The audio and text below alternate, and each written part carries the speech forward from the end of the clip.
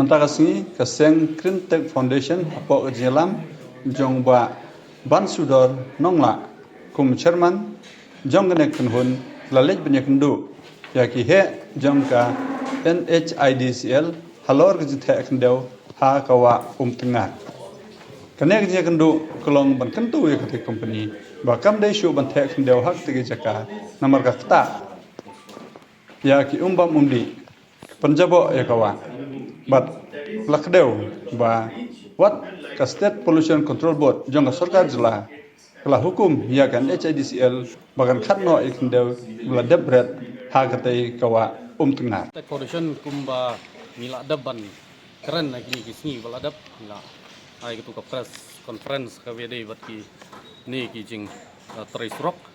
ka bangila ong ru bangin budin temunta ka sngi mila awan ban ya kendu ya kini ki he jongka NHIDCL ka badan office sang ni apo lang kerding nong mensong ni ngim shim lai kendu namun ta ka kam trai surok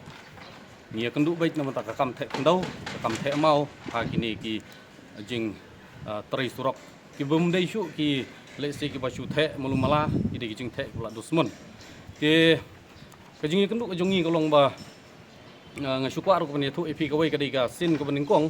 ba hadin bangila ya race lang nadu ki media ru la pressure na kaliang jong foundation ru mila ya simkya ko bide bat kani na kaliang jong kami gila State Pollution Control Board kala penmi snon na katuka direction hakabede bat ka jing the kendau ko ba surkai hang te apo wa tengar hang te apo milim ka direction ka syai ka ai ka baki ki ong kolong ban dei ban immediately ban remove ya katuka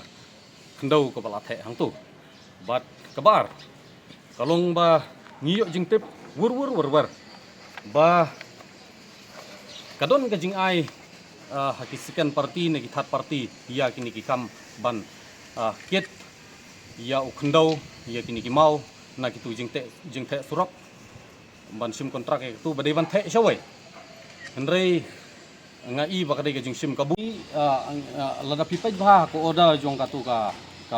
ba megila State Pollution Control Board ni sai ko pilang e piru lada pipaj bang tu kila tho syai kila bu lai teli ki point kila don ki standard prosedur sang tu rei kawai na kita kalong ba kadi bandon immediate removal ya katu ka khendau bat tu ka mau ka ba ki the bat khang lenti ban pen jabo itu ka ba mut ki haban remove lada kim remove kila asutho ngir ngidan bat ko daru kala meet in public domain